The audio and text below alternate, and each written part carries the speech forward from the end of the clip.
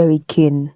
So notice what I am doing. I am pressing the on and off switch, and at the same time I now press the switch lock button.